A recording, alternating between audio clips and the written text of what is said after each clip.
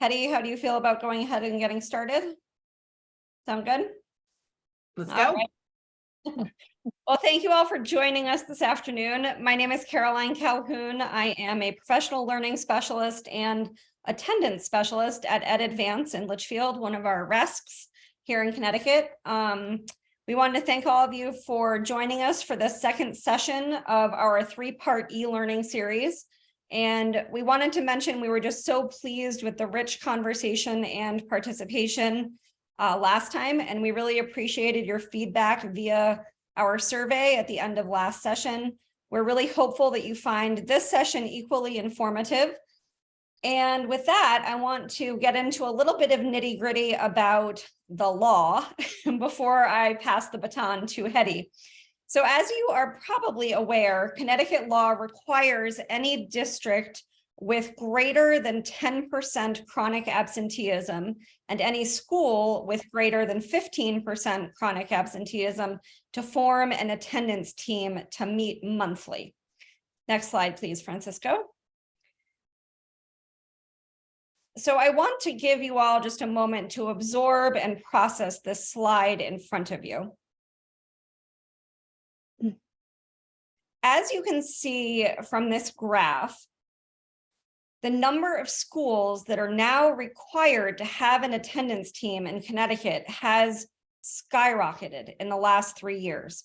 So we've gone from 244 schools pre-pandemic to 700 schools as of the most recent data at the end of 2022, who now require an attendance team. So that is 65% of schools in Connecticut that are required to have attendance teams. The number of districts that now need to have an attendance team has almost tripled from 59 to 173. So out of 200 districts, that's actually 87% of them that now are required to have an attendance team. So chances are really high that your school and or district that you are representing today require an attendance team. So there's clearly a huge need across the state for a focus on how to support districts as they grapple with chronic absenteeism and its many facets. So because of this, we are happy to be partnering with our expert colleagues at AttendanceWorks, a nationally recognized nonprofit with tremendous experience in this arena, to offer this three-part e-learning series. As you recall, our last session really focused on whole school engagement strategies for reducing chronic absenteeism. Today's second session is going to focus on early intervention strategies, particularly on using attendance teams and other related teams to figure out which students need our support when it comes to chronic absenteeism. Next slide, please, Francisco. So it gives me great pleasure to introduce once again our three AttendanceWorks partners who will be leading you through the content today. Hetty Chang is AttendanceWorks Executive Director, Susan Lieberman, Senior Fellow, and Ainika Williams, the Associate Director for Policy. So thank you very much to the three of you for being here. Next slide, please, Francisco. We did just want to remind you all that the session 1 materials are all available to you. So if you require, a little reminder about anything, the recording, the slides, and all of the links to the resources are there for you. And we will be sharing this deck out as well at the end of the session. So thank you all. And I'm going to pass it over to Hetty for what I'm sure will be a very informative next section of time. Thank you so much. Connecticut is always a pleasure to join all of you. And while I know this is now an issue that clearly more schools and districts than ever need to address, Connecticut always stands out because there's such a focus on this, such a support from the Connecticut State Department of Education. And frankly, even though your rates are increasing, they're not as bad as many other states. So this is all about being comparatively better and make such a difference. We'd like to have a chance to get to know you for a second. Could you share in the chat your name, your role, your district or organization or school, whichever way that plays out?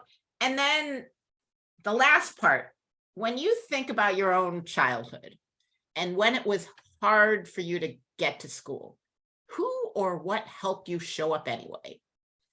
So your name, your role, your district, your organization, and who helped you. And I see that one person saying it helped being with your friends. Your coach helped you to show up to school. So who are those folks? You loved school, so it was a motivator. Staff, safe staff, a favorite teacher. You didn't want to disappoint your teachers. Relying on friends. You loved the library. I love that, that quiet place. I was on this with someone yesterday, and they talked about school being a refuge. So actually school was helpful. Teachers, again, are coming up as something that helped. Again, loving school makes it more able to show up even when for other kids it might be hard. Friends and positive experiences. Your mom. Moms are coming up big. Certainly that makes sure that you go. Your godmother. So family members who believe in you and who really have that expectation, as well as the school staff, and having leadership roles, right? Got to show up. That's why sometimes it helps to make sure kids have those leadership roles in classrooms, because they got to show up even when it's not easy. So you can continue to looking at your comments. I also can see that you are coming from all over Connecticut. It's such a privilege to be able to see such statewide interest and commitment to this issue. Let's go to the next slide.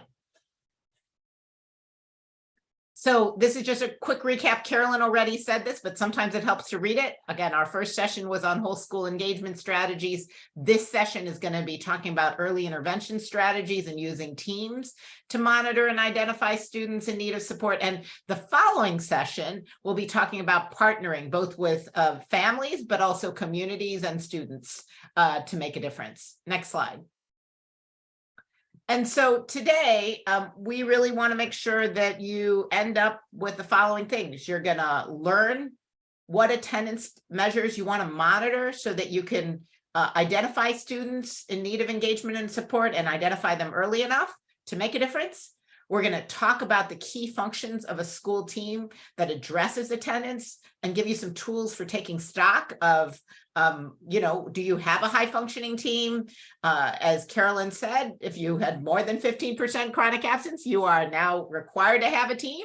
We want to make sure those teams are as effective as possible. And we're going to help you think about what are the assets, barriers, and strategies that affect attendance. So next slide. Now we want to just do a quick review, especially for those of you who've been here, but those of you who maybe weren't able to join the last session, maybe this helps you give a clue about some of what we covered. So I'm going to ask Francisco to run our poll here. So if you can see, all three questions are on the same poll, so you're going to have to scroll down to answer them. So the first one is, chronic absenteeism can result in the inability to read proficiently in third grade, lower achievement in middle school, increase high school dropout, and contribute to greater gaps between student groups. Is that true or false? The second question is, the most effective approach to reducing high levels of chronic absence is across the schools to focus on the kids with the most absence. Is that true or is that false? The last question, and again, you might have to, press that little gray bar to be able to answer it. Effective whole school strategies are those that invest in strong relationships with students and families and create positive conditions for learning. So we'll take give you guys another minute or two. Can see that we've got about, I don't know, almost everyone, but we'll give you one more minute. I'm gonna, couple seconds, then we'll do the countdown. 5, 4, 3, 2, 1. Okay, why don't we share the results? So when you look at that, the first one, everyone wrote that it is true. And yes, indeed, it is true that chronic absenteeism can have all of those impacts. The second one was the most effective approach to reducing high levels of chronic absence across a school is to focus on the students with the most absences. Looks like most of you wrote false, which is in fact the correct answer here. It's actually not helpful to just focus on the students with the most absences because you're not putting in place that prevention and early intervention and tiered approach that is really helpful to ensuring that we can prevent absences from happening in the first place. And the third one is that effective whole school strategies are those that invest in strong relationships, and everyone got that correct. So thank you so much for participating in the poll. And if you're wondering a little bit about some of the responses to this, you might want to just take a moment and review some of the materials from the last session. Thank you. All right, let's close the poll. And I'm going to turn it over to Susan to talk about teams. Hi, so nice to be here with you today. So we're going to be talking about the team approach because chronic absenteeism is a complex problem that can't be solved alone. One person can't solve it all. It really does take a team. Next slide.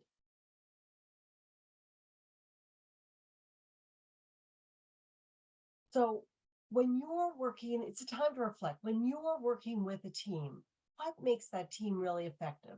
Describe in the chat one value that's essential for an effective team. People could write that in. When you're working with a team, what's a value that's essential for you? Listening, cooperation, the listening with respect, communication, excellent. Collaboration, consistent effort, necessary data, yep. Leadership, buy-in, open dialogue, a lot of communication, shared professional accountability. So we're each checking in, making sure that what we say we're going to do, we do. Structure, consistency.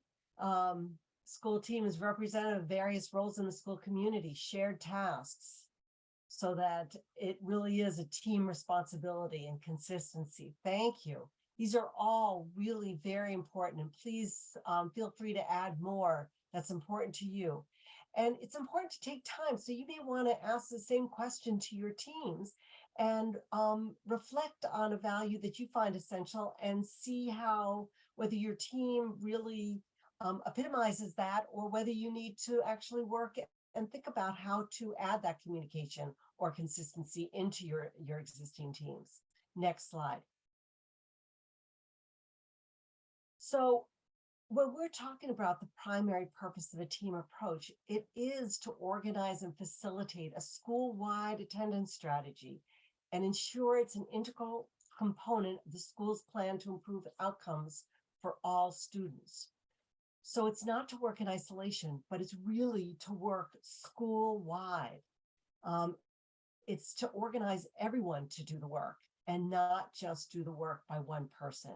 And the team is not just there for the students with the most absences, the most complicated situations. It's really for all students. Next slide.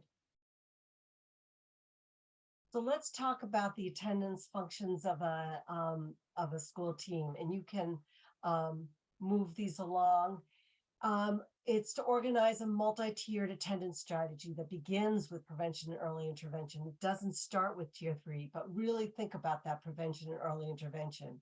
You're looking at your data. I think somebody mentioned that's an important piece to what you want to look at. You want to look at groups of students that have higher or lower levels of absence.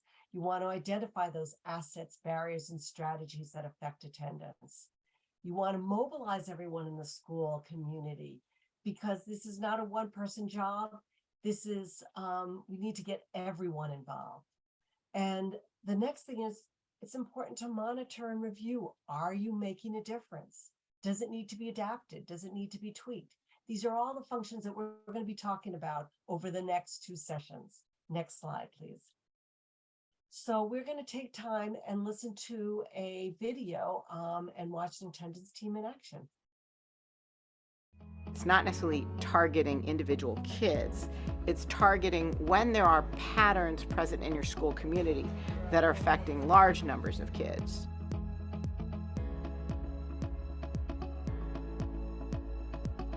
Talked to his kids actually, and he is doing a lot better as far as getting to school. He's at 94% attendance. I think the biggest systemic change was putting the attendance team together. So devise the plan and then follow through. Get the right people on the team who can move the plan. Trust is one. And then make sure I you know we follow had a up, follow up, situation where a follow parent up. was-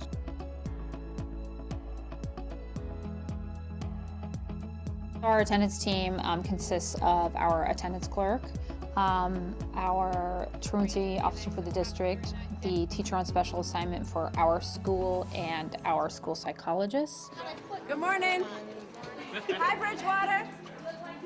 Ours includes social workers, admin, and our student support person. And so then that expands to investing teachers who might have a relationship with the child to do the home visit or to do the outreach. When I said I needed an attendance team, we needed to be able to work together on attendance, then everybody wanted to, join in. The nurse said, I'll do this.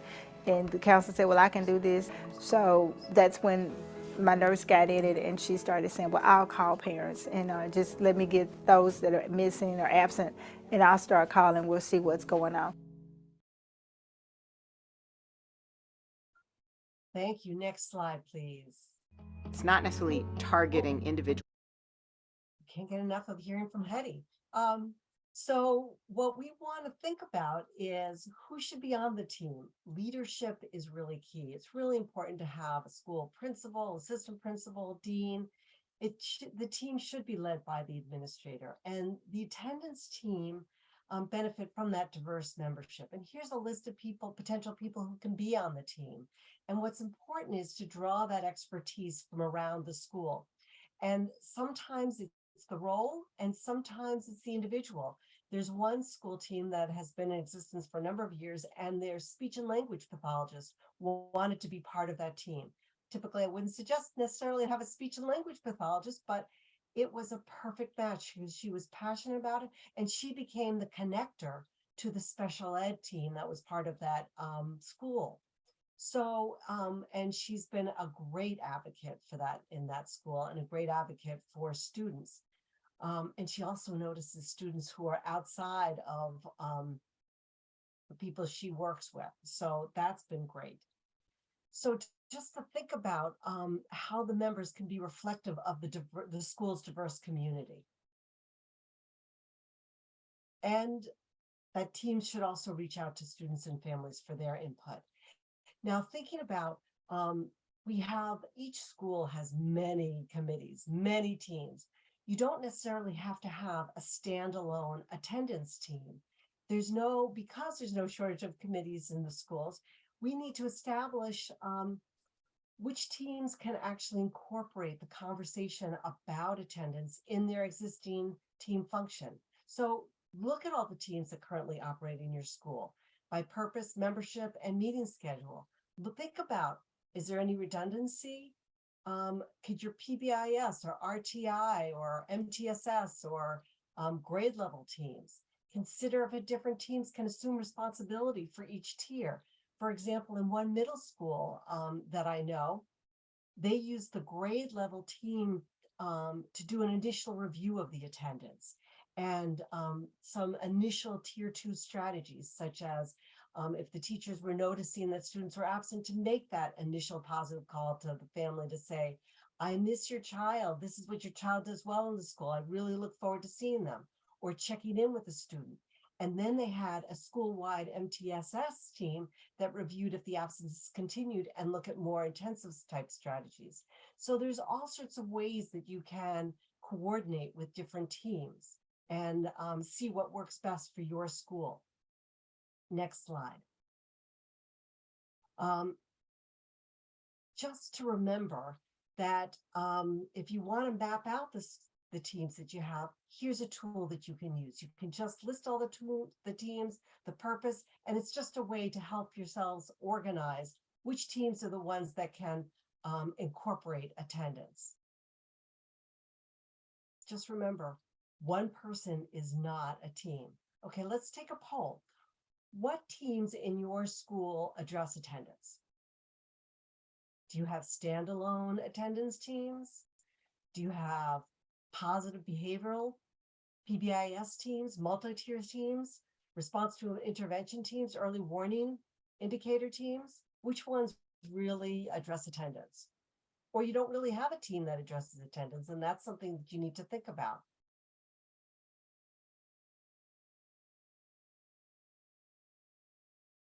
Looks like quite a few have standalone attendance teams.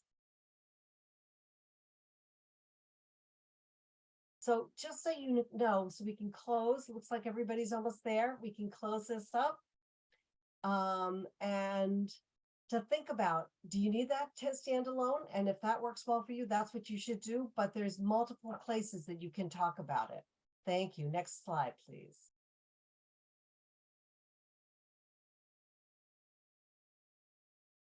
So when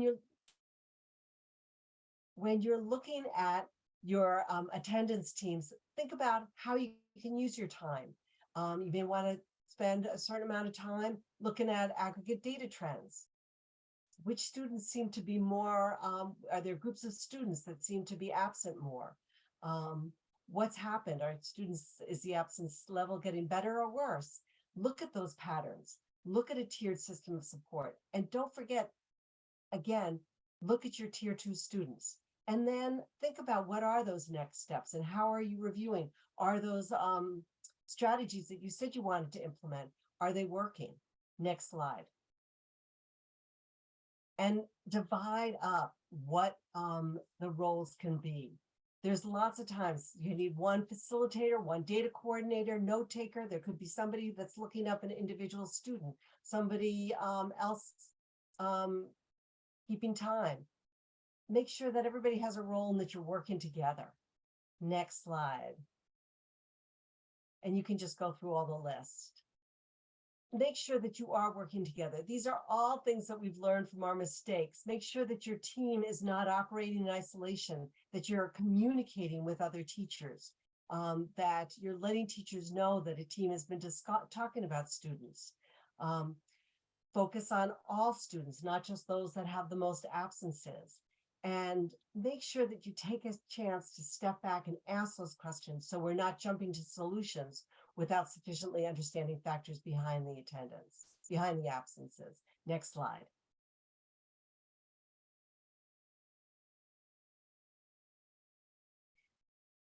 This is a great tool that you may want to think about using. There's a school assessment and school self-assessment and a team self-assessment.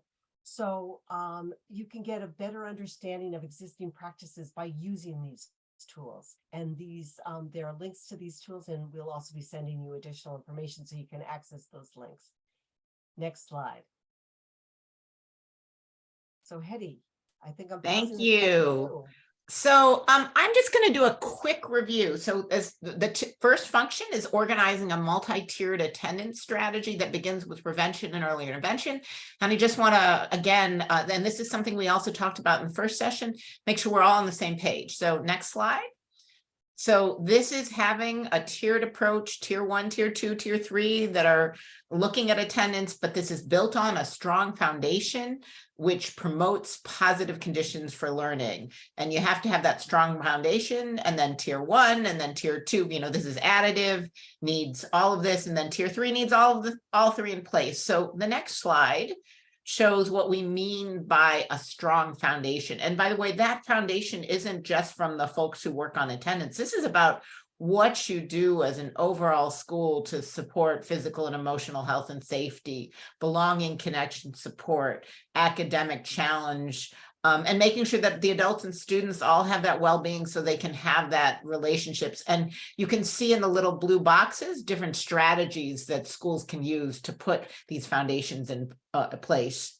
Next slide. And then once you have that in place, you can build on more specific attendance related supports, those routines, rituals, celebrations that make sure kids feel noticed and connected and recognized when they're showing up more often.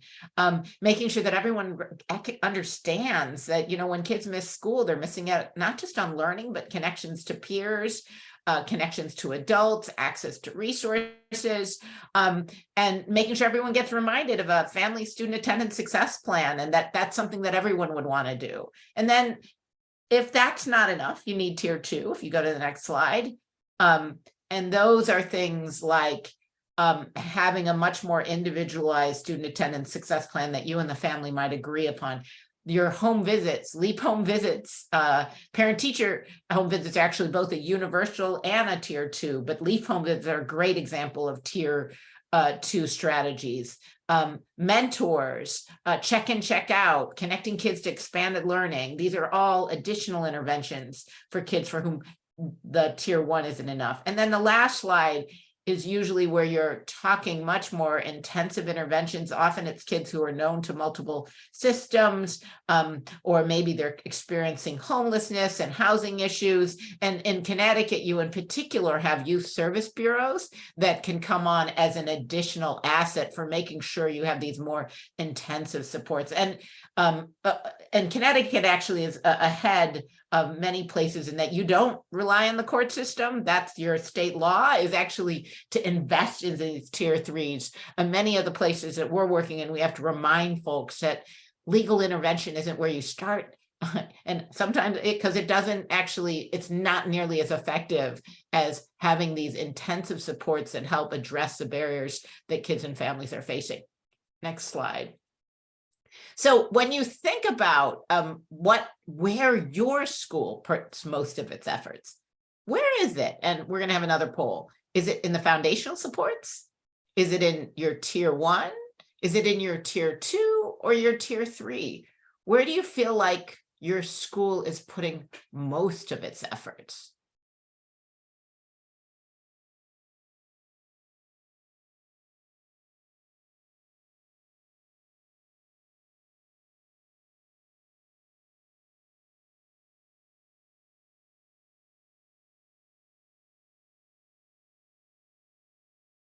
And it looks, okay, let's take, I'm going to count 5, 4, 3, 2, 1, and let's go ahead and publish the results.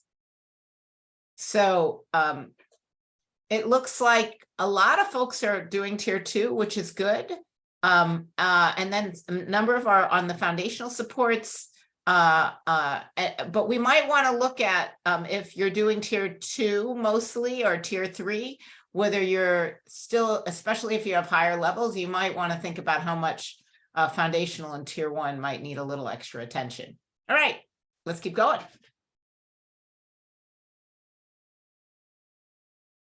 This is just something that you can use a tool if you want to map out what's going on in your school. This is something that your attendance team can do. And you can see it's organized across lots of different departments, because sometimes we don't always think about the other things that are already happening in your school that might be leveraged to support attendance at any one of these tiers.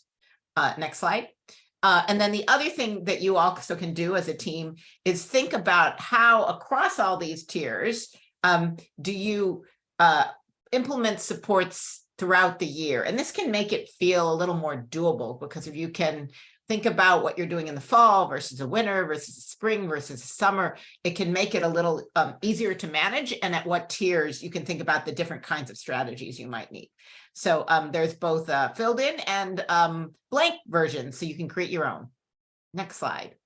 So we're now going to talk about how you examine attendance and absenteeism data. So you can look at which kids have higher or lower absences, where you might need to invest more, or where you might have some bright spots. And I'm actually going to invite Kari Sullivan-Custer, who all of you know so well, to talk about what we're seeing in state data and what does that mean then for what they might want to look at in their own schools. So let's go to the first slide. Thank you, Hetty. It's my pleasure to present some of the most recent data from our monthly data on EdSite. And this chart will show, or this graph shows you what percentage of students in each grade were chronically absent in December 22 compared to the end of last year. And just give you a second to take a look at that. And prior to the pandemic, we used to talk about the Nike swoop. Remember the Nike swoop? And we'd say we had high kindergarten chronic absence, and we had that Nike swoop, and went up to higher high school chronic absence. We're seeing a very unusual trend in that our chronic absence in kindergarten, this is unusual, it has really gone up since last June. Kindergarten, first, second, third, the really younger grades, where we start to flatten out and pan out with middle school all the way up to, we went down a little, we're going down in 9th grade, which I know a lot of effort are going into 9th grade attendance in many of our schools, that transition year. But interesting, chronic absence rates are dropping in grade 12. And I wonder what's happening at your district in your grade levels. And if you don't know how to access our monthly data reports, let me know and I can help you to access those reports and to sort through them. Next chart, please. Okay. And this is an overview of our groups of students comparing year to date for last December is the bar on the right, the blue, light blue bar. And the gray bar all the way to the left is just pre-pandemic, that last year when we ended in March. And you'll see we're going up as all students. We flattened out since November. I tend to look at it monthly too. We're much higher than we were in September, but we're about the same we were in November. Students with high needs have been coming down, which is an unusual trend. However, in this third block here, you'll see students without high needs are English learners, students with disabilities, and our English learners, students with disabilities, and free lunch students have been coming down, as is reflected here in these graphs. So, and then our highest group, of course, is homeless youth, and we encourage all of you to continue to identify and support homeless youth through all the McKinney-Vento supports in your district. So do you know what this looks like in your district? Do you know which groups of students are high and which are low? In some districts, we've been finding that although our English learners chronic absence is among the lowest, their Black and Hispanic Latino students chronic absence is quite high, which is a great segue to the next slide, where we're going to look at chronic absence by race, ethnicity. This again compares the end of last year to last month. You can see the Black African American has gone down, as well as Hispanic Latino of any race have gone down, while white and all other races have gone up. Although they're still lower, considerably lower, we are seeing a trend that that we're noticing and working with districts to figure out. We don't have all the answers. I'm sure if you have some reflections you want to share in the chat with us, we would appreciate that. And I don't want to say anything that's not research-based and make assumptions on my own educated guesses, but so Kari, I think what you're showing is that the data right now, we don't know what's, this is where it's more raising questions that you should understand. If a group is high and getting a little lower, both, they still might require attention, but it might help to understand from their perspective what might be helping. So the fact that they're getting lower is good. On the other hand, a group that has been historically low and getting a little higher, you may want to also understand, hey, what might be going on that's contributing to that. That we don't know yet what the answers are, what the solutions are, but it does help you to see your trends and see what groups are experiencing. But more importantly, that this is how your school attendance team should be looking at your data by these groups of students and seeing what the trends are in your own district. So you can learn from what's working and where you need to give more support. And I think what's amazing in Connecticut is, one, you could always get this from your own district. But if that's at all hard for some reason, you can get relatively recent data just going by EdSite.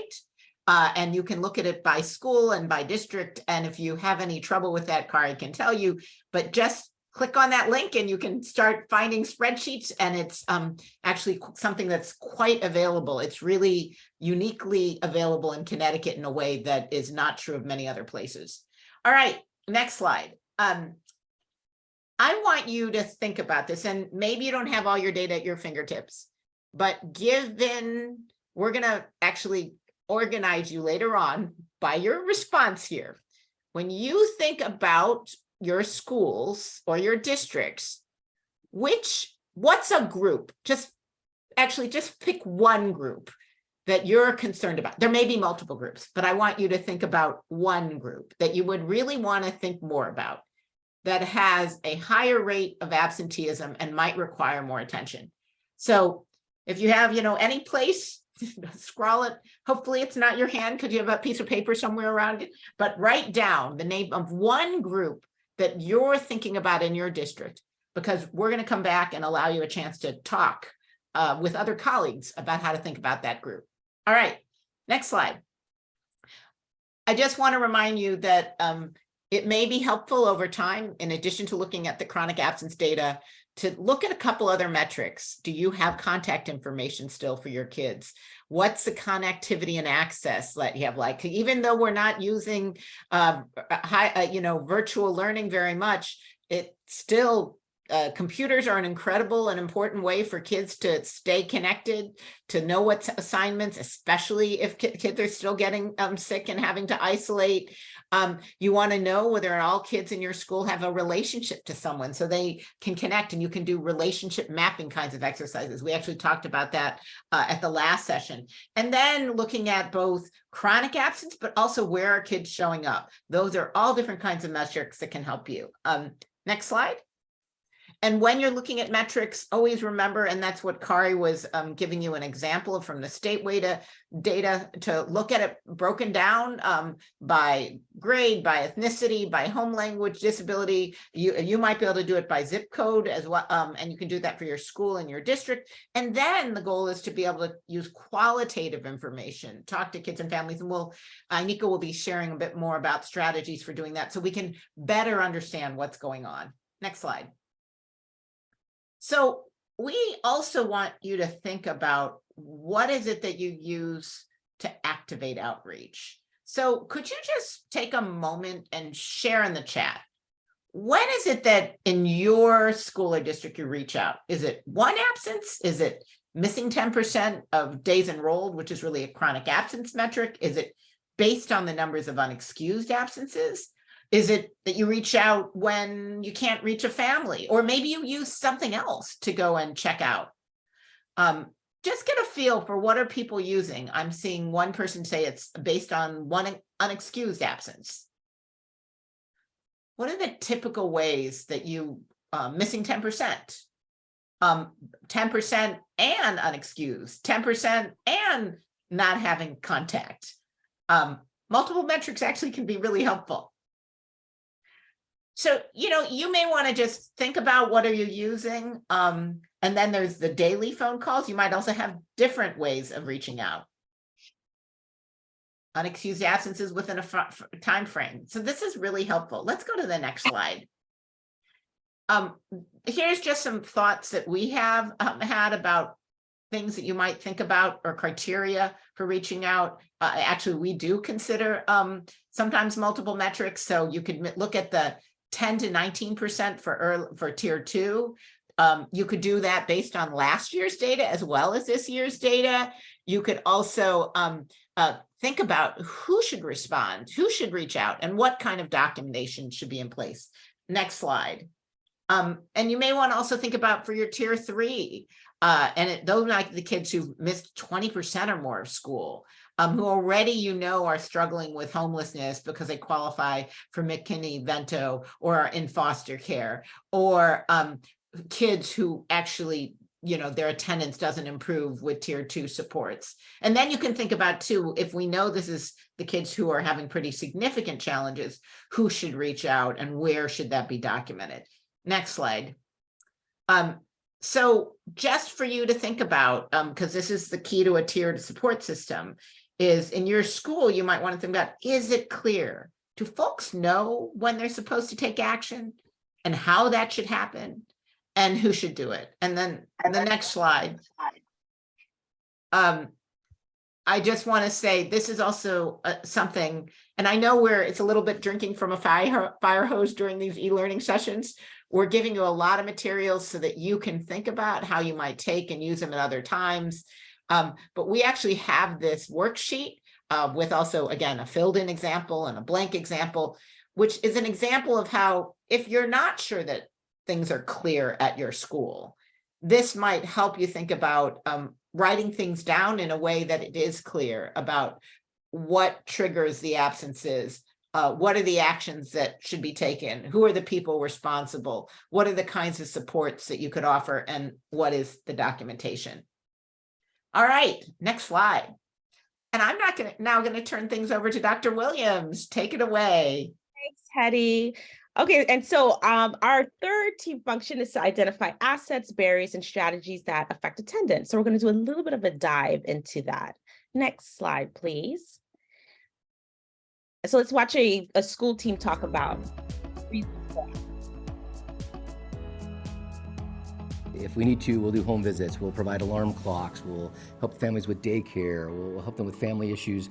We'll go above and beyond the call of duty to try to solve the problem. What's keeping the student from actually getting to school? And when you start off with punitive detentions and Saturday schools and suspensions and things like that, it doesn't really solve the problem of why the student isn't getting to school. And I think that the attendance teams also create those positive connections with the family and the student where they feel like you're a resource and you're there to help. I'm like, okay, why? Talk to me. What's going on? Is there something I need to know? Do I need to talk to mommy?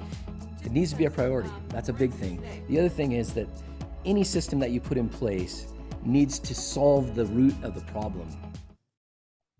Okay, next slide.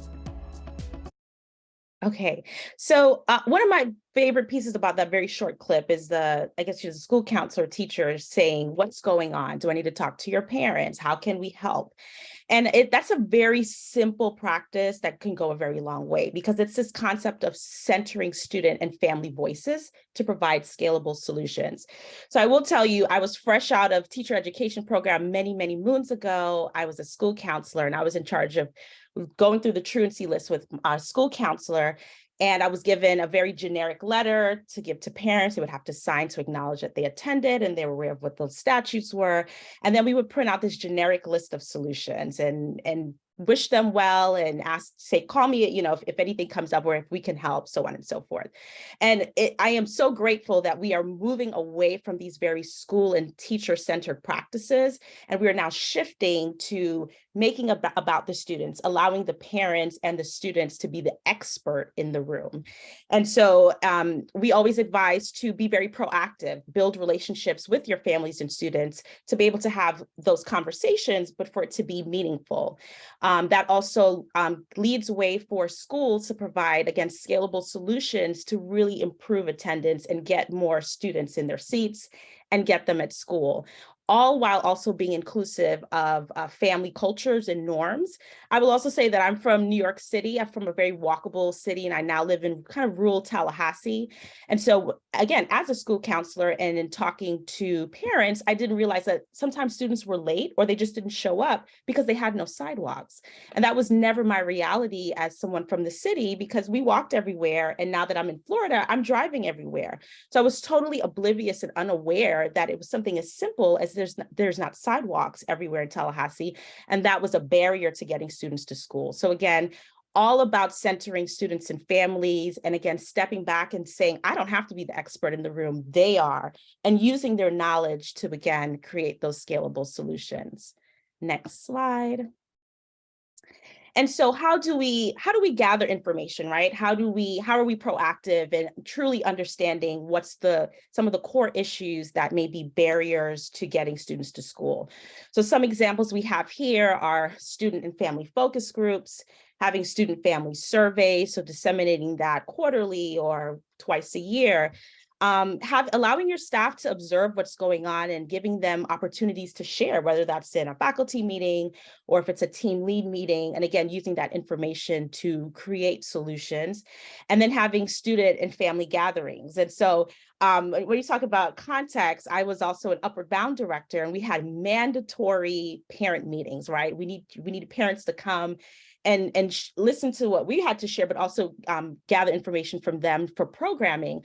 And we always provided a meal because I was working with families from low-income communities, and to take them away from their homes at 7, 8 o'clock at night, that was something that I incentivized to get students to come and talk and be present in the middle of the week to talk about an extracurricular programming. So again, finding different ways to bring the community into your school, giving students a platform to have conversations, raw, truthful conversations about what's going on in their communities and their families or in the classrooms, again, to get more students in their seats and on time. Next slide. And so last session, I talked about relationship building, and I briefly mentioned the 2x10 relationship strategy bank. And I love this because it's again, this is a very student-centered approach. And so you would identify a student, maybe on a grade level team that needs support. And for 10 days, you spend 2 minutes with them, no strings attached, and you're all ears. How are you doing? You know, how's your day going? And then just giving them an opportunity to share whatever's on their mind. And then again, practicing that for 10 days and checking it off and recording that somewhere, notating what you've learned about the student and their family. And then again, having opportunities to reflect and to use that data or information or knowledge that you gathered from the student to then possibly potentially implement some solutions or just better understand who that child is and their family and build those relationships. Next slide. And so this is a resource that kind of expounds on the 2x10 strategy. And there's a chart at the bottom. If you just maybe did a check mark, or maybe the child shared something that was notable or memorable that you don't want to forget, maybe put that in the box and work towards, again, building that relationship with your student. And I think about if you're on a grade level team and everyone on the team does this with 2 or 3 students in a short period of time, how that compounded interest and investment in learning who these children are, what a difference that can make in understanding their school community and their community and where they're coming from. Next slide. Attendance Cafe is also, this is more of a parent approach into understanding what's going on as it relates to attendance in their school communities. There's 3 parts. There's the appetizer, which is, again, a quick introduction, who you are, kind of an icebreaker, getting parents comfortable to then opening up and preparing for authentic dialogue about attendance. So one of the questions that you could ask, it's a strategic question that asks, did you know that students who miss 18 days or more from the school year, starting in kindergarten, are less likely to learn to read by the 3rd grade and graduate from high school? What are your thoughts on that? And giving parents within the small group to have dialogue. And again, it's just parents, it's just them conversing amongst themselves. And then for the dessert component is allowing them to then share out. And of course, it would be helpful to have someone that's recording and taking notes to take back to an attendance team. So it's not intrusive. You're not sitting in the middle of the circle and asking them to tell you the deepest, darkest secrets of what's going on. You're allowing them amongst their peers and their neighbors to have these, again, very authentic conversations, and then being able to build and learn from that. Next slide. And so reflecting on root causes. So the next slide, there's actually a list of many, many factors of why students are absent. And so in your strategy to then, again, understand what's going on in the school community to provide scalable solutions, you would go through the list and circle, why do you think students are missing our school? There may be assumptions that you bring to the table, things that you think you know, circle that, highlight it. And then I picked one of the methodologies that I shared earlier, whether it's through a survey, a parent cafe, focus groups with families or just students or just parents, and listen carefully to understand what's the reality? What's the reality check for you as the educator as why students are missing school? And then after you've collected that data, go back to the list and see if your reality matches what's truly going on, and then reviewing the list to see if there's any other factors that are not on the list. So I want to actually show that list next. It's a it's a long list, but it's not comprehensive. There may be other reasons why students in a school community is not attending school. But in order to provide solutions, it requires us to understand why students are missing school. And sometimes the cause go beyond what we can see as the teachers or the administrators or what we know. One of my favorites here is like the misconceptions, right? Missing a few days a month. I think, Anika, we might need Francisco to move to the next slide. I think that's what you're speaking from. Just, yeah. Oh, yeah, this is it. I have a different screen up. So yeah, these are the buckets and the categories of why students miss school. And as shared earlier, this is not a comprehensive list, but this does reflect, I'm sure, many reasons why we know students are not attending school. This is a reminder that there are many reasons why our students are not in school, and really getting to the core of why, and doing so on the early front and doing so proactively is critically important when we are devising solutions to the attendance issue that we're seeing across the US. Next slide. And Hedy, I think I'm turning this over to you. Great, thank you so much. So you've just heard from Anika a wealth of information about ways to think about why kids might miss school and some strategies. But now we want to go back. So remember that assignment you got earlier where you were supposed to write down some group that you think you're concerned about, because either from your personal experience or ideally from your data, you know they're experiencing a lot of chronic absence.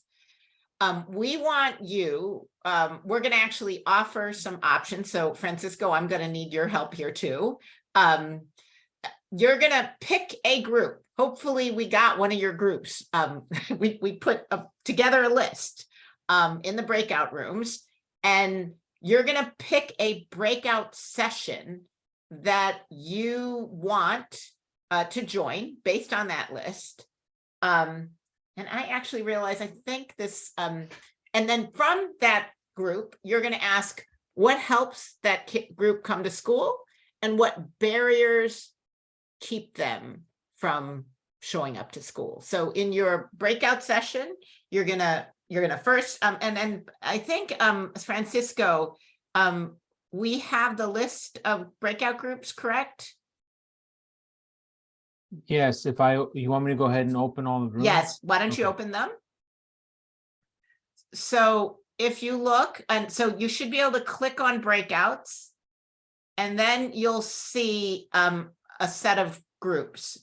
We have two groups. So kindergarten, let's say you think that kindergartners are your group that you're worried about. Your data looks like the states and you're saying kindergarten. We, by the way, want to make sure these breakout groups aren't too big. So if there are 10 people already in a great breakout group, we'd like you to consider going to another one. So there are two kindergarten groups. There's transition grades, and one person has already decided they're going to go into the transition grades. Then there's transition grades for high school. Then there's African-American Black kids, Latino, Hispanic kids, free and reduced price lunch, students experiencing homelessness, multilingual learners. I can tell people are already starting to join your groups. You get the idea. Hedy, Join yeah, the group people should go ahead and join. If you got the gist of what Hedy's saying, go ahead and go, because this is timed. So if they wait too long, they're going to lose out on time. And so then if you we're get it, going go. to talk, you're going to talk about, and I'm going to ask Francisco or someone to put it in the a broadcast. You're going to ask for this group of kids, what helps you come to school and what are barriers that keep you from going to school.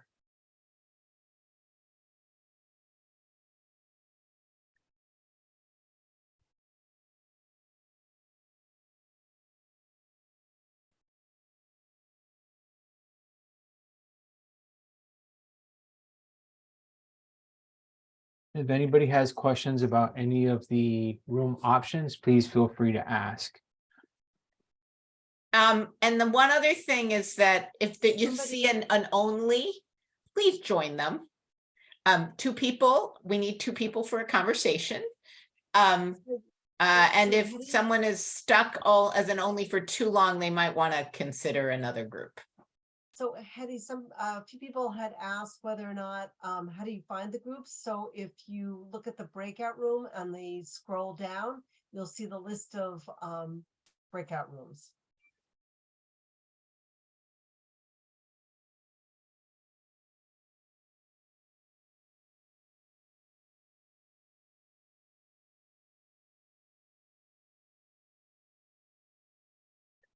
So Kim, if you're still having trouble, please just unmute and let us know.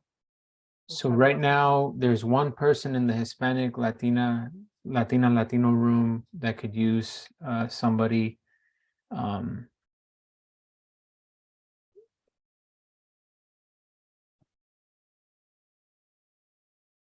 there's 2 there. So thank Yay. you, Joanna, for joining.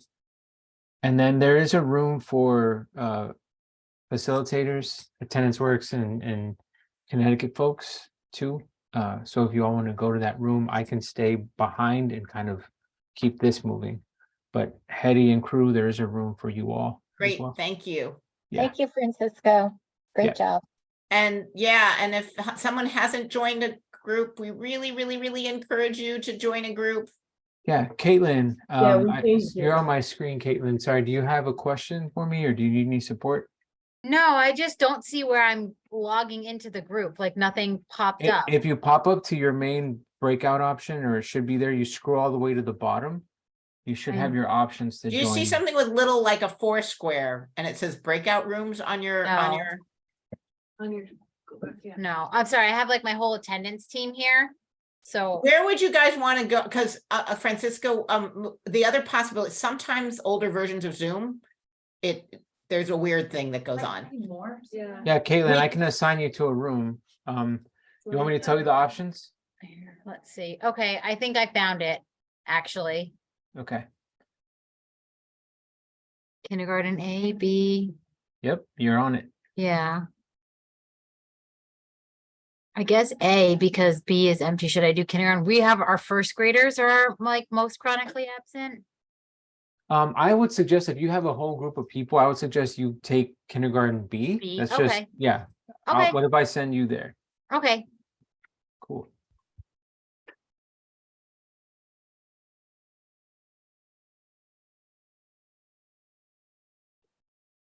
Oh, I think she went herself. Okay, Susan and Anik, I think let's maybe go into the facilitator's room for a second and then we can come back if as needed. And thank you, Francisco, for manning the shop, something like that. Thank Okay, you. so I'm You're welcome. Got it. going into a room. You have a Oh, yeah. room, Anika, at the very bottom. You have an option for CSDE Attendance Works facilitators. Got it. Thanks. Yeah. Anybody else that's still here? Do you need any support getting to where you want to go?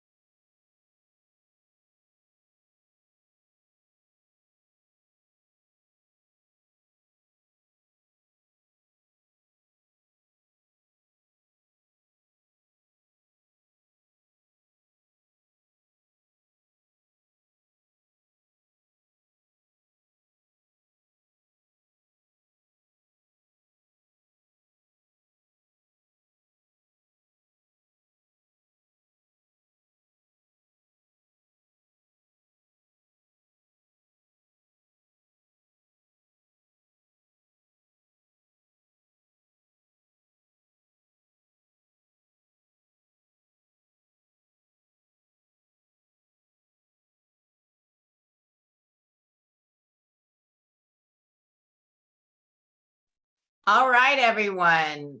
Hopefully that was a really useful breakout session. And I would love just to open it up for chat for folks to say, what are some of the key ideas that they came up? And if you might share what the group, whether it was kindergartners, Black students, English language learners, just kids with this, whatever your group was, high school kids, and then share what are some of any ideas that you came up with that would help those particular kinds of kids. Because I'm sure that people have multiple groups in their district, but you are forced to choose only one.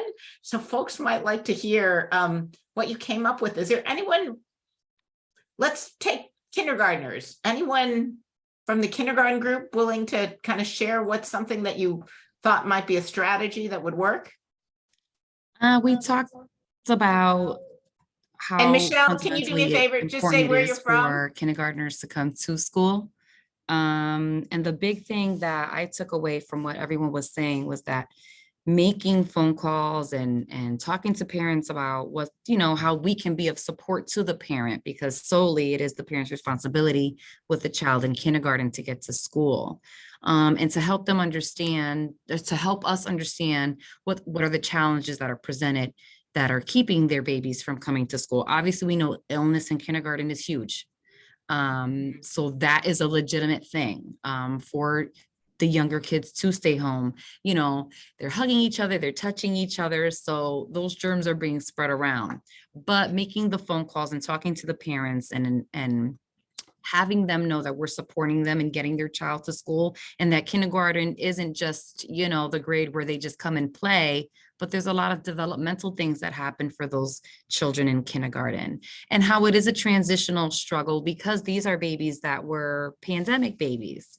And Yep. so they've been with mom, closely with mom, not being able to socialize. So it's really important to support the parents because they feel for their babies. And so they kind of feed into the emotional aspect of it.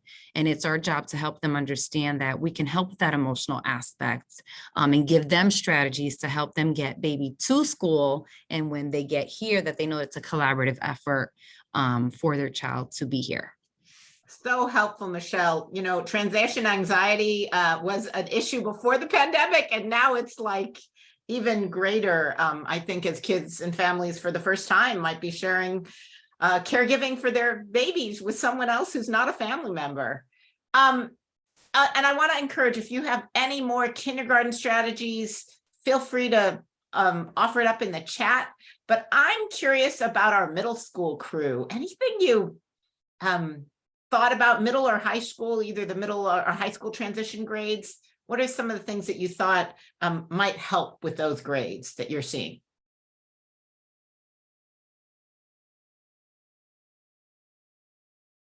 Oh, come on. I know there were people talking about this, at least 14 of you. So I just want to say that I was in the transition group for high schools. I mean, if that was, that wasn't the group I wrote down, but it ended so quickly. We had some glitches in our group. And I find that the breakout sessions, I really like the breakout sessions. I think it's really effective to get the small groups where we're talking about, and maybe someone else from the group can speak, but I felt like it was cut off very quickly. We were directed back to the large group before we were really able to get a chance to do the work. So that's just my feeling. So I appreciate that. And I think what we will take that into account. We still have third session. So we tried to allocate 10 minutes, but probably sounds like we need to allocate a bit more time. So we will do that. And I'm sorry. And I think this one, as people were choosing the breakout sessions, that might have also occupied a bit more time into getting into them. So any insights, thoughts, though, from either the middle or high school, if you were able to, or something that you're doing that you'd want to share about middle high school transition that really works? Hi, it's Meg Tiley from Fairfield, Roger Ludlow Middle School. We had a relatively small group in middle school, but one of the pieces we talked about, whether it's home visit, but kind of that parent outreach and trying to hold sessions and trying to help parents. Unfortunately, and I know I'm going to get a lot of nods of yes, when we hold, I was with 2 social workers, but when we hold those sessions, the group that comes to those sessions isn't necessarily the group we're trying to capture. So it's just a struggle that we have. Well, and it might be that this is where if you have chronic absence data on kids, and you don't tell, I think this is something that we learned from LEAP home visits. You don't say, hey, I'm contacting you because your kid's chronically absent. You just say, hey, you're such an important member of the school community. I just want to make sure that, you know about this. And I think you could really, it would be so helpful to hear your voice. So you might be able to use your chronic absence data to think about targeted outreach for those. Or if you think that that's it's a challenge for people to get there, you might still think about virtual mechanisms, not just, in-person sessions, because sometimes the problem is parents are working. And they just don't have the time to get. Anyone have other thoughts about the middle or high school transition and what's worked? Well, I was part of that group. And that's where we ended, where I've done a couple of those lead home visits. We met in the community at a pizza restaurant. And again, the parents we reached out to, we had. You know what, just a second, Irvin, if someone is, and if I could ask someone to figure out who's not muted, who's not talking, Irvin gets to be unmuted, but whoever else that is, if you would mute, that'd be great. Irvin, I'm so sorry to interrupt you, but I want to make sure we can all hear you. We're working on it. Yep. Sorry, I'm getting dismissed. Oh, okay, this might be the other people in your background. I'm sorry. Try again. I know, we're in schools. Thank you, Irvin. Do you want to try again? Just unmute. Oh, it's too much noise. Yeah, so what I was saying was that I had a couple of different sessions. One, we met at a local pizza restaurant, right? This was to 7th grade students. We had about 7 families that showed up, and that was successful. But again, the family that showed up were not necessarily the families that we were really, really targeting. So I do agree, one of the barriers is a lot of these parents, they had to leave work to come to these sessions. So I think looking at other modes of communication, such as the virtual piece, is something that we have to take a look at the next time we do this. Yeah, appreciate that. But I also sounds like you were creative in going out to the community in a way, not necessarily always doing it on the school campus, can also be a way at least of reducing barriers, or at least making it less intimidating maybe. Yeah. Other thoughts? We have folks from different groups, either Latino kids, free and reduced price lunch, kids experiencing homelessness, or multilingual learners. Anyone else? Could you share some of the strategies that you thought might work for your particular group? I can jump in here. From Booker T. Washington in New Haven.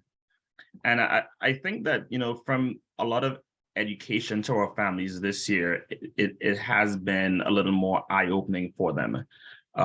In the sense that a lot of families, when we contact them, they are like, well, my child was sick, there's an excused absence. And I said, okay, yeah, that's good. I said, the excuse is good. So we know what happened to them, where they were. And that's the important piece. But any day absent from school, it adds up entirely to that 10% being chronic eventually. And I think that's part of the missing piece with previously, because they weren't really thinking about that. In their mind, well, if I call out 20 days for the school year and I said that they were sick, I said that here's an excuse, in their mind, we're good because it's already excused. And when we began having these conversations and saying, well, we appreciate you saying that they're excused because it's important to know that they're sick, and that's genuinely sick, but it still also adds up to their chronic number. So I think part of it, going forward, especially next year as well too, and more this year, but is that education piece to families, what adds up to the chronic absenteeism. Thank you, Kenneth. I think that's so important. And one thing, and maybe I'll ask Susan to put the link, we have this something called the Real Toolkit, which is Showing Up Matters, because it's an opportunity to build routines, which is so important in these chaotic transitions, increase engagement because you connect to kids and families, ensure you have access to resources, like a lot of the mental health, expanded learning is at school, and then it supports learning. And one of the things I think we actually have heard, EdAdvance has been helping us do a little bit of focus grouping with families and kids. Carolyn, I know I'm sharing it before we have anything public, but one of the interesting things they talked about is that when you're talking with families, one, you're trying to make sure they know not just that it adds up to chronic absence, but it's creating challenges for their kids, but also which challenges you start with might depend on the family. If they're experiencing a lot of homelessness, then reminding them that school's a place where we have resources for you might be the place to begin. But I think that families, a lot of times, they've almost take well, if I miss a lot of school because we've had a lot of quarantine, we had a lot of illness, it's okay. And they're not seeing that there are actual consequences for kids. Other thoughts, strategies that folks have found work for maybe for multilingual learners or for special kids in special ed? Hi, yes, I'm Sharon Solomon McCarthy from Jamoki Academy. And so with my group, I was in the kindergarten group, but when I was saying that more recently, we've just been going out to homes, making a lot more home visits across the board from pre-K all the way to 8th grade. But not just to homes, but to people's work place. So we asked them, we're like, hey, where would you like to meet? So we're asking parents, because sometimes they'll say, hey, could you come on my lunch break? Sure, we'll meet you there. Just tell us where you would like us. So at this point in time, we're trying to meet the families, not have the families meet where we want them to be, but, you know, make it engaging where they feel like they are an active participant in their scholars' educational process. Thank you so much. So feel free to add in the chat. We're going to go to the next slide. What I want to encourage folks to do is think about that as you reach out to families, as you talk to families, as you think about your staff observations, it helps you think about what are these barriers. And this was already coming up in what people were sharing, because what you know about the challenges helps you think about what are the interventions, right? So with anxiety, you know, making sure that you're talking to families so that if they have a little one, they know what the health and safety issues, or maybe even advice on how families identify anxiety, or thinking about small groups that help kids get calming skills. Or if you think the issue is disengagement, that the kid feels disconnected because they haven't been connected to peers, or if you think the challenge is family work responsibilities. You know, we know that transportation can be a real challenge, and let's just take a moment. You know, if you think transportation is a challenge, you know, what are some of the things that you might do to address transportation challenges? I know that one thing that people have said has been walking school buses, for example, free bus rides. Kari, do you have a thought? I do. I was thinking, even though we haven't seen much snow this year in Connecticut, but one year, New Britain worked with their public works department to make sure the sidewalks that the kids walk to go to school, linking back to Anika's story, that the sidewalks were cleared in time. So there wasn't a 2 or 3 day delay in kids getting back to school after a big storm. So that's a great example of using your community partners. We are also hearing about folks who are looking at more community strategies, like they bring all the charters together, for example, and the after schools, and then they think about what kind of transportation needs they have, and then they pool together for resources. So pull together for the yellow bus or pull together for the vans, and then they use them across systems. And then even with sharing with like churches in the community. So there's some interesting, if you go out of the box of who are your collaborating partners who have transportation needs, that's actually been another interesting thing we're seeing developing. I hear someone saying, I wish our district had an attendance Uber. There are some places, by the way, that have done Uber and Lyft type apps that they've found used to find help in cases of emergency. Let's go to the next slide. And oh, by the way, I want to just mention one thing I forgot to say before. We are also going to hang out at the end of, a few of us at the end of this. So we will go through a few more slides, stop for Q&A, and then if you want to stay around, we'll turn off the recording and you can just talk to us. And I can see even more little comments about the transportation issue, like a shuttle, walking school buses. It's great. So you should put some offers up there. But this goes back to what Anika was encouraging you to do, which was to take a look at the absences, like you can even use that reasons for absence chart, but you can also use worksheets so that as you're working with individual kids, you're kind of trying to document for them individually what's going on. And then you could also use that information to inform what you think is going on for groups of students. One of the things I do think that was really great about LEAP is they also had a database where people could enter in what they think are the biggest reasons for absence, because that can actually help you as a school community think about whether or not there are gaps in challenges in addressing particular challenges. So, you know, here's again, typical kinds of common causes, and here's a worksheet you could download if you want to start thinking about for an individual kid, and then across groups of kids, what are issues and challenges.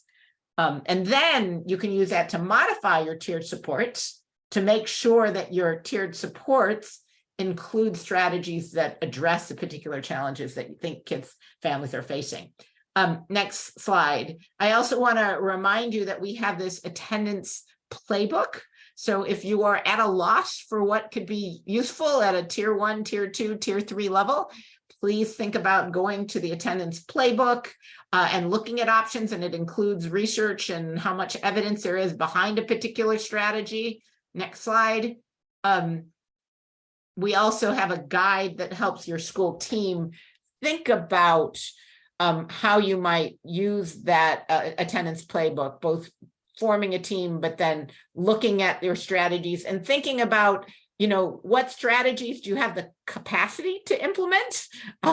Sometimes a strategy might be nice, but it's not what's actually viable in your own school or community. So you want to think about how do you look at that and then figure out how you're going to implement. And then at the end, assess how well the strategies themselves are working. Next slide. And one of the things that we wanted to offer up is to encourage you between now and the next session, go and reach out to the families that you're trying. You said, I've got this priority group. I'm worried about them. You have some initial thoughts. So again, Anika was sharing with you, you know, you start by thinking, what is in my head? Then you go out to the families and say, okay, what are they saying? And then you compare, what are you seeing as the results? And maybe you're right on target. That's great, but it could be that you're learning some different things when you actually talk to families. Maybe you're doing a 2x10. Maybe you're doing a parent cafe. Maybe you have other mechanisms at your school that allow you to talk with and reach out to families. And both you're asking, what are the barriers? But what helps? What do they want to come to school? And can we do more of that? All right, next slide. So we'll open up for Q&A for right now, and we're still going to keep the recording in case these are common questions. And then at the hour or at the hour, the 3 o'clock hour. Sorry, I'm in California, so I'm always trying to remember what time zone I'm in. At the 3 o'clock hour, we'll stop, turn off the recording, and a few of us will hang out to see if any of you guys have questions that you want to ask us. So, and Kenneth is talking about we may need to make school an exciting place. Absolutely. Kids got to want to come to school. If school doesn't feel like a place where they feel wanted and heard and respected, you're just working uphill. And Hattie, I wanted to add to that. I read somewhere it says make home as boring as possible. Kids should not want to be home because there should be nothing to do. So I think it definitely takes a approach on both sides. At least when they should be in school. You could be interesting in the evening. That would require a room for video games and just throw pillows and, you know, just where kids can just chill and relax and listen to music and all that stuff. And I like the idea, but when is the learning going to take place? Well, I think we also have to be really creative about learning. Like where I've seen some of the schools with the best attendance is when they've done that project-based learning. You know, and this, if you look at some of our positive conditions for learning, you know, boy, when kids get to do a project on their community, when they're interviewing other kids, I mean, there's a whole different, we do have to make schools engaging places. Absolutely. We have project-based learning. Our entire curriculum for everything here is project-based, but we still have the issues with attendance as well, with, you know, absences, the chronic absences, you know, so not everybody likes the projects. The kids who do, they're here. And, you know, I listened to someone talk about not getting the parents that you really want. So I'm thinking, I really like that idea of, you know, food is always a good incentive to get parents to come out, but what's the ideal time, you know, and do we do a survey and do we just target those parents where the students are having attendance issues? And again, like you said, Hetty, not to say, oh, we're inviting you out because your child is chronically absent or anything like that, but to say, because you're so important to us, we want to come out. And then when they come out, we talk about attendance. Wouldn't that be kind of deceptive? I'm just wondering. I like the idea of doing that. But I actually think when they come out, you talk about how do we help you, not just attendance. I would veer away from things that are just attendance specific, but are bringing up attendance as part of an overall thing. So you come out, we want to help your kid succeed in school. You know, how can we best partner with you to do that? And within the context of that, you might face, or you might get their perceptions.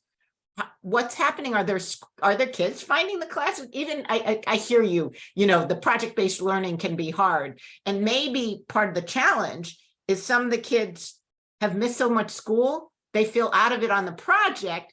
And so then they can't engage with the other kids, and then they're embarrassed, and then they don't want to come to school. You know, like there's kind of, so maybe if you said to families, well, so what's your experience? And maybe there's a way for some of those kids where someone could reach out and individually give a kid a real feel for the project so that they can get caught up with it and then join into it. But parents might have really good, you know, parents usually have some insights into what's going on. So I don't think it's just about attendance, but we want to help your kid succeed.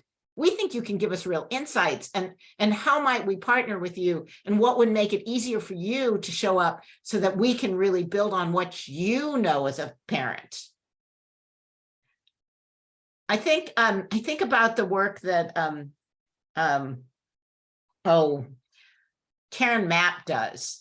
And I don't know if you've ever seen her stuff, and she really talks about parent engagement and what are the effective strategies and approaches. And you have to, it's always really making sure that when we're talking with parents, we know for sure that parents will feel that they're respected and cared, and they're seen as their kids' first experts. And that when we come with that sort of position, it makes them more likely to share with us. Other thoughts, reactions? Thank you for bringing up those real true realities, Gardner, about, you know, what happens in schools. This stuff isn't easy. But I also don't think it's rocket science. It just takes a lot of massaging over time.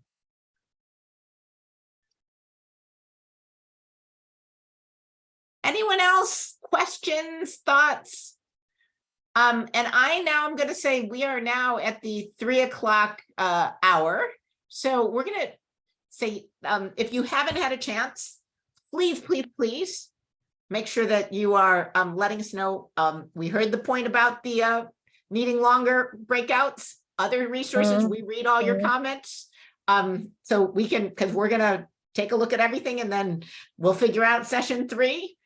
Please give us your feedback.